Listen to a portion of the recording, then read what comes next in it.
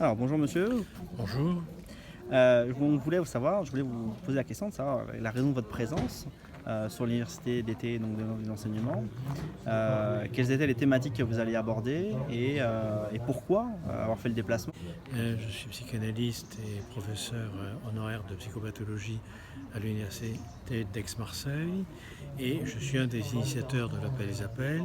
Vous vous souvenez peut-être de ce collectif qui a été lancé en 2009, puisque nous avons aujourd'hui, prochainement, les 6 et 7 septembre d'ailleurs à Marseille au Tourski, les journées de l'Appel des Appels pour nos 10 ans. Et si vous vous souvenez, l'initiative résultait de la nécessité de faire face à une casse des métiers qui était recomposée de manière scandaleuse à l'époque par la réforme de Sarkozy, mais ça a continué de manière plus light avec Hollande et maintenant avec Macron nous avons une espèce de radicalité puisque M. Blanquer n'est-ce pas, fait partie des ministres qui cassent le métier d'enseignant et d'ailleurs aussi le métier d'élève parce que être élève c'est d'une certaine manière déjà un métier. Donc j'ai volontiers répondu à l'invitation qui m'a été faite de venir à ces universités d'été des enseignants et de l'éducation et plus particulièrement d'intervenir ce matin sur le thème d'autorité et du pouvoir, puisque on peut dire que l'augmentation des dispositifs de pouvoir normatif visant à surveiller, contrôler, corriger le comportement aussi bien des élèves d'ailleurs que des enseignants, eh bien, ce pouvoir normatif s'accroît au moment où il y a une crise d'autorité. L'autorité n'a pas besoin, si j'ose dire, de la répression, l'autorité n'a pas besoin de la persuasion, même l'autorité n'a pas besoin de la contrainte, elle va de soi d'une certaine manière dans l'évidence d'une tradition. Donc, Dans le cadre normal républicain. dans le cadre normal républicain, dans le cadre démocratique. Or, c'est justement cette perte de substance, on va dire, éthique du métier d'enseignant qui aujourd'hui est en cause, puisque, comme vous le savez, les réformes qui sont faites visent à prolétariser, on va dire, le métier d'enseignant et faire en sorte que ce soit des protocoles standardisés, normalisés, qui soient prescrits avec, je dirais, en plus, la légitimité apportée par les neurosciences, puisque le Conseil supérieur de l'éducation est présidé par Stanislas Dehaene, qui est professeur de neurocognition, pour aller très vite, et entouré d'une brochette de spécialistes dont je me demande si beaucoup ont une expérience pratique de ce qu'est enseigner en primaire, en secondaire, voire dans le supérieur.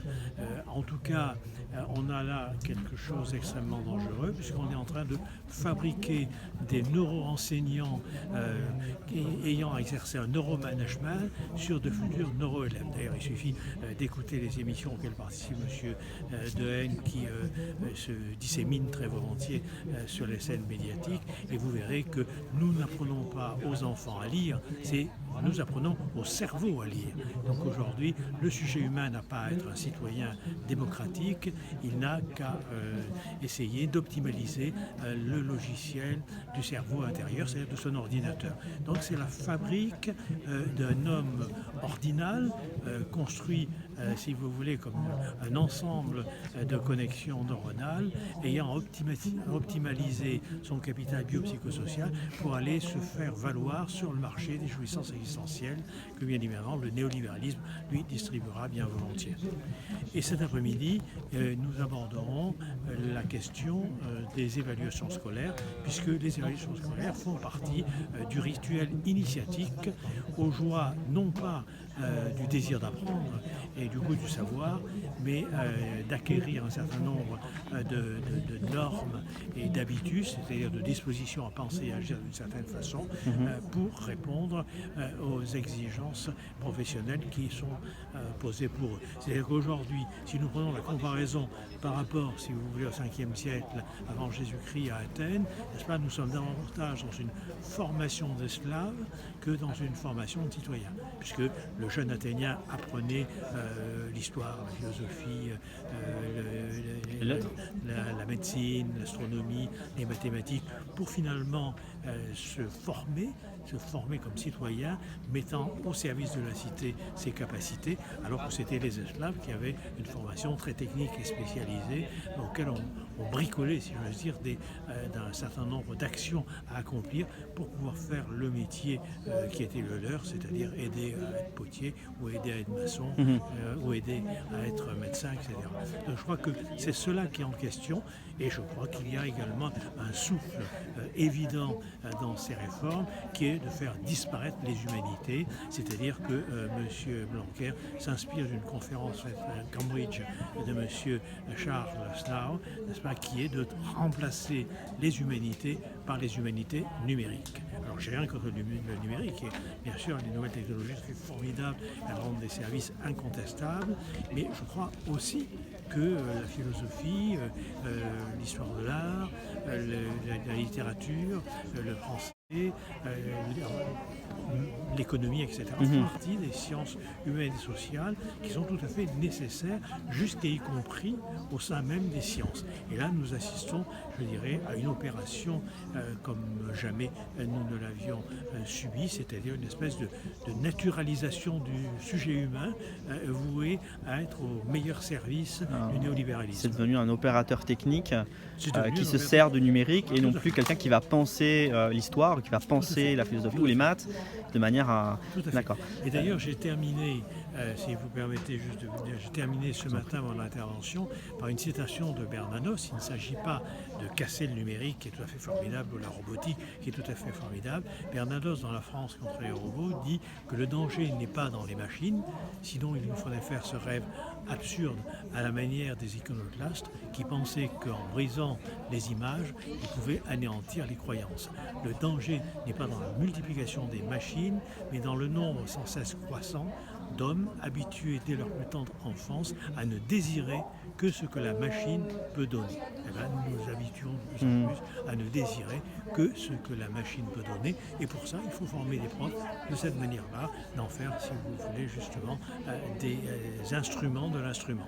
Par rapport à l'évaluation, vous parliez des évaluations des élèves, étant enseignant pour ma part aussi, par rapport à l'évaluation des enseignants eux-mêmes. Un glissement de l'évaluation des enseignants en comparaison à ce qui se fait parfois dans certaines entreprises privées, où on est dans du quantitatif et non plus dans du qualitatif,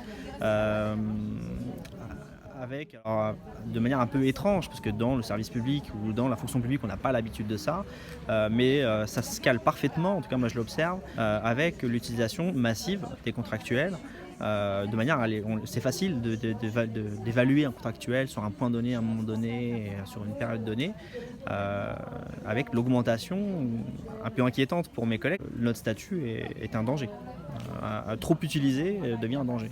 Alors, dans votre question, il y a plusieurs questions en tiroir, si je veux dire. Excusez-moi. Bon, la première question, si je veux dire, c'est celle de la multiplication des contractuels aux dépens, si j'ose dire, des fonctionnaires statutaires. Bon, ça, je crois que ça fait partie, je dirais presque, de la théologie entrepreneuriale d'Emmanuel Macron. C'est-à-dire, effectivement, d'aboutir à une espèce d'hybridation des services publics et des services privés, que ce soit encore une fois, dans les établissements hospitaliers ou que ce soit dans les établissements scolaires, encore dans les dispositifs de culture, de formation à l'information. Il s'agit non pas, si vous voulez, de faire financer le public par le privé, mais il s'agit de faire en sorte que les services publics acquièrent, je dirais, les valeurs du privé, la vision du monde du privé, ce que j'appelle la théologie, si vous voulez, du privé, la métaphysique des finances, et donc, d'une certaine façon, c'est d'autant plus important que les services publics, à ce moment-là, ne sont plus une propriété commune des citoyens, mais deviennent un instrument au service d'une colonisation néolibérale des mœurs et des esprits. Ça, c'est pas vendre le public au privé, c'est faire du public un fonctionnement, donner au public un fonctionnement du privé. Oui, mais plus que ça, c'est-à-dire qu'il s'agit non seulement de donner au public les modes de pensée et les modes d'action, si vous voulez, du privé, mais il s'agit de faire du public les vecteurs d'inoculation de cette éthique-là, de cette politique-là, chez les citoyens. Oui, C'est-à-dire de mettre les services publics un appui, en quelque sorte, un appui de faire un appui, voilà, des normes et des valeurs du privé. C'est différent. Alors ensuite, vous posez la question de l'évaluation. Bon, la première chose qu'il convient de dire, c'est que l'évaluation, on a toujours évalué. Moi, j'ai passé une partie de ma vie à corriger des copies, comme vous, à lire des thèses, des habilitations, des recherches, des masters, etc. C'est pas ça le problème. Il s'agit d'instituer de nouvelles formes sociales de l'évaluation qui sont justement extrêmement standardisées, normalisées et qui accréditent la thèse selon laquelle la qualité est une propriété émergente de la quantité. Donc l'évaluation est essentiellement quantitative, chiffrée, procédurale, il faut faire d'une certaine manière et pas d'une autre, et formelle.